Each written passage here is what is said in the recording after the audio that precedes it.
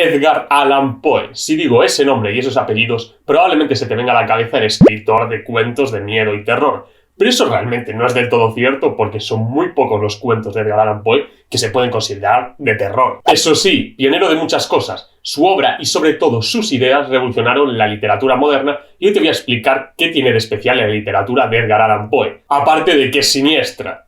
Bueno, él en general era siniestro y su muerte...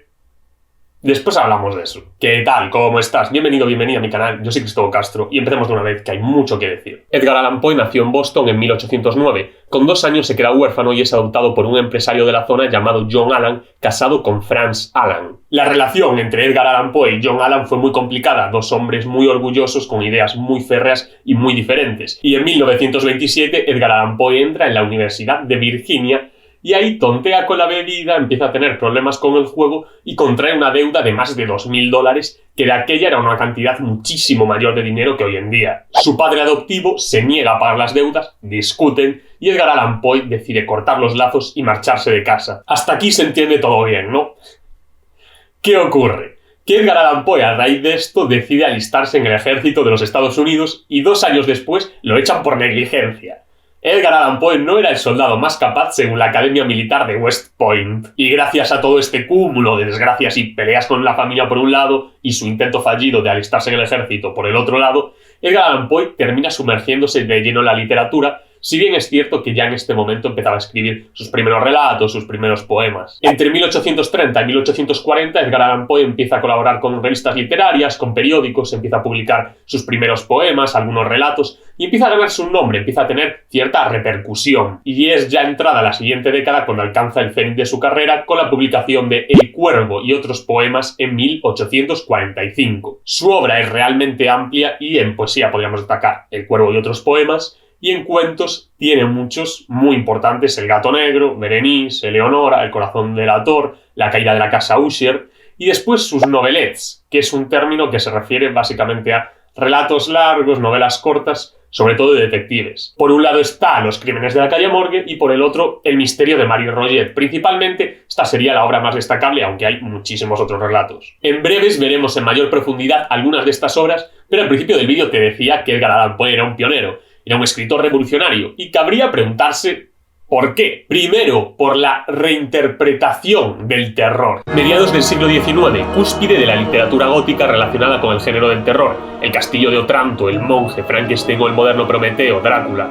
Esta literatura, sobre todo a finales del XVIII, se caracterizaba por la aparición de cementerios, castillos medievales, conventos abandonados, bosques fantasmales. Ese tipo de cosas. De aquella estaba en auge la literatura del terror, pero el terror clásico. Terror en el sentido antiguo de la palabra, terror literal, es decir, terror, miedo proveniente de la tierra, entendiendo tierra como ultratumba, cementerios, lápidas, esqueletos, mausoleos abandonados, ese tipo de cosas, que se fueron extrapolando a castillos medievales, bosques en noches sin luna, ¿me entiendes, no? Eso es el terror, ese es el terror literal, pero ese no es el terror de Poe. Entonces, ¿cuál es el terror de Poe? ¿El terror psicológico? Realmente no. Piensa en El Gato Negro, piensa en Berenice, 2 de sus relatos de terror más famosos. Es terror psicológico lo que hay ahí, es decir, ahí hay un suspense constante, un sinvivir constante que amenaza con darte miedo en cualquier momento y generar un impacto en tu mente. En algunos cuentos, como El Corazón delator, sí que es cierto que nos aproximamos al concepto de terror psicológico, y también es cierto que escribió algunos cuentos que se aproximan al concepto del terror clásico, pero no son frecuentes en ninguno de los 2 casos. Edgar Allan Poe, en la mayoría de sus relatos, no era terrorífico, era violento. Era violento, así de simple. Sus relatos son súper violentos y esta es una constante en su obra, la violencia. De nuevo, mira El Gato Negro, Berenice o Los Crímenes de la Calle Morgue, de los que hablaremos después. Que si empaleo a mi mujer, que si mato a mi gato, que si apaleo a este, que si apaleo al otro, que si arranco los dientes a mi prima que yo mismo he enterrado viva. Es tan bestia que sí que genera un impacto en el lector, en la lectora, pero no por lo terrorífico, sino por lo violento y lo macabro de lo que estás leyendo. Por eso es tan polémico este hombre y por eso fue tan polémico en su tiempo, porque hacía algo que nadie más hacía. Para bien o para mal, no te dejaba indiferente, no te deja indiferente. Entonces, temática novedosa y polémica, pero no es aquí donde Edgar Allan Poe hace su gran aporte a la literatura. Su gran aporte a la literatura es sobre todo la estructura estructura de sus cuentos. No sé si sabías que Edgar Allan Poe, aparte de sus poemas, sus cuentos y sus novelets, escribió varios libros de teoría narrativa. Es ahí donde explica lo que hace y por qué lo hace. ¿Por qué escribe como escribe? Porque fue Edgar Allan Poe el primero en escribir por y para el final. Escribir para el final, eso es algo clave. Escribir para el final es un pilar del cuento contemporáneo. ¿Qué significa? Significa que todo el relato tiene que estar construido de tal manera que retroalimente al final del propio relato de la mejor manera posible. En otras palabras, el final es lo más importante del cuento. Que el interés y que la intriga siempre vayan a más. El final es el zen, es el feliz año nuevo de la Nochevieja. Porque para Edgar Allan Poe y después para muchos otros escritores que le sucedieron, el cuento no termina en el final.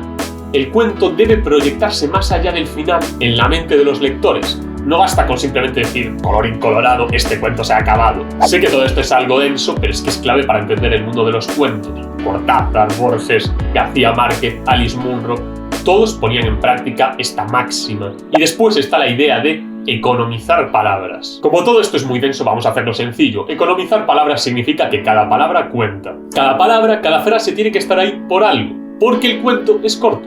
No tienes el mismo espacio que una novela. Contar mucho con lo mínimo. Eso es economizar palabras, y eso también es algo muy importante. Siguiente concepto en lo que fue Edgar Allan Poe, pionero.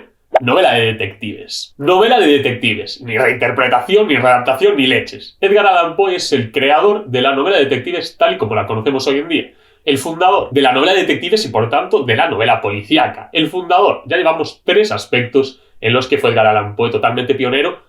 Es un legado de momento considerable y todavía no hemos terminado. Auguste Dupin es el primer detective de la historia de la literatura. Residente en el París del siglo XIX, es el primero en hablar del método deductivo, donde el análisis óptimo de las pruebas y de las pistas se impone sobre las simples hipótesis infundadas. Es cierto que Poe es el fundador de la novela de detectives, pero fue Sir Arthur Conan Doyle con Sherlock Holmes el que la alzó a lo que es hoy en día. No voy a hablar ahora de esto, si eso otro día, pero ¿por qué digo esto? Porque Poe, y esto se aplica a muchos otros relatos, se olvidaba muchas veces de la trama y te contaba sus reflexiones filosóficas. Sí, el hombre que decía que había que ir al grano pecaba de irse por las ramas. Pero es que lo decía abiertamente. En El misterio de Marie Roget, la segunda historia en la que aparece Dupin, Allan Poe confiesa que la primera historia, Los crímenes de la calle Morgue, están escritas básicamente no por una historia que quisiese contar, sino para demostrar que su manera de pensar es la correcta. Y punto. Más chulo que un 8. Y lo peor es que las 2 historias le quedaron bastante bien. Y La carta robada, que es otro cuento protagonizado por Dupin, es para mí el ejemplo más exagerado de un relato en el que Edgar Allan Poe se olvidó de la trama y se perdió en sus reflexiones. Sin embargo, otros relatos como El corazón del ator, El escarabajo de oro, Berenice, son ejemplos de lo que pasaba cuando Edgar Allan Poe dejaba estas reflexiones a un lado y se concentraba en la trama y iba directo al grano. Vamos a entrar en terreno desconocido, ya lo aviso, vamos a entrar en el lado oscuro y turbio de Edgar Allan Poe, morbo, en otras palabras. Pero es que conocer este morbo es esencial para entender la obra de Edgar Allan Poe, es así. Es muy obvio que Edgar Allan Poe en muchas ocasiones utilizó la literatura como terapia, como forma de aliviarse. Expresa en varias ocasiones su anhelo de algo más allá de las fronteras del mundo, algo más allá de lo terrenal, algo utópico que tiene su vacío, un vacío infinito que no tiene solución. Y por eso escribe El Cuervo. El Cuervo es la obra que mejor refleja todo esto que te estoy diciendo. Es una obra melancólica, es una obra pesimista, es una obra que habla de la búsqueda de una belleza que no existe en el mundo real. Recordemos, Edgar Allan Poe se queda huérfano a una edad muy temprana y después problemas con su familia adoptiva, problemas con la bebida, problemas con el juego, problemas de disciplina, por eso lo echaron del ejército. Busca ese alivio a su vacío y a sus problemas en sus obras, porque casi todos los cuentos están escritos en primera persona. Y esa primera persona constante no son diferentes personajes ficticios que narran la historia en primera persona. No, es él. Es él. Es él el que narra las historias ficticias siempre protagonizadas por él. Todos los actos superviolentos de los que te hablé los hace su alter ego en la historia.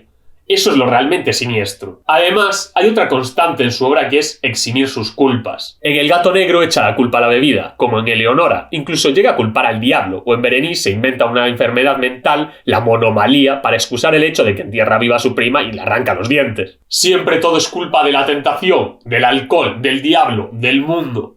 Por eso este es un autor que me interesan mucho sus teorías narrativas, Me interesan mucho su vida, incluso sus historias de detectives, pero sus historias de terror, guiño guiño, no las trago, sinceramente. Honestamente, con todo el respeto del mundo, me repelen. Otra constante en alguno de sus relatos es la figura de su prima. No voy a entrar en muchos detalles, pero él en la vida real se casó con su prima pequeña, que por desgracia murió joven de tuberculosis. Todo se ha dicho, ¿vale? Hay que poner las cosas en contexto.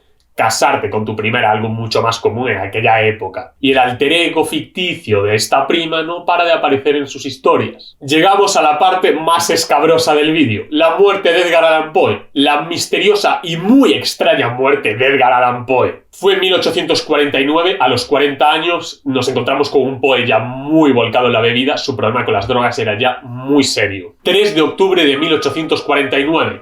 Edgar Allan Poe es encontrado en la ciudad estadounidense de Baltimore en un estado mejorable. Pasan 4 días. 4 días enteros. Y allí lo encontraron, muerto en mitad de la calle, sin que nadie supiese lo que había pasado. Bueno, no, perdón. Muerto no, moribundo. Murió ese día. Murió al cabo de muy poco tiempo, pero básicamente lo encontraron en la calle totalmente desquiciado, sin poder decir qué le había pasado, y murió. Suicidio, asesinato, sobredosis. Pero espera, que ahora viene lo bueno de todo esto. Ahora viene lo bueno de verdad.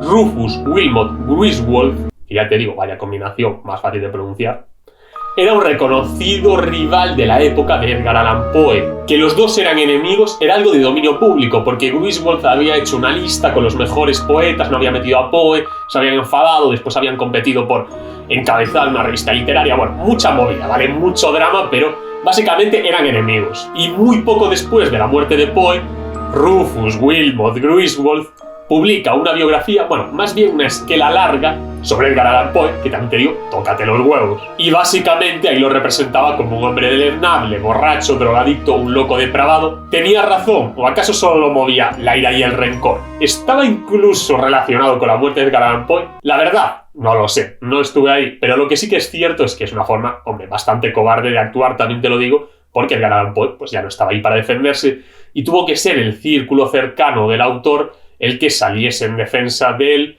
y condenase esta esquela por injurias e infamias. Hubo mucha más movida con el amigo Rufus Wilmot Griswold, pero básicamente esto es todo por este vídeo. Lo que sí que te puedo recomendar es que veas este otro vídeo, que yo creo que te va a gustar. Por mi parte, esto es todo por hoy y nos vemos.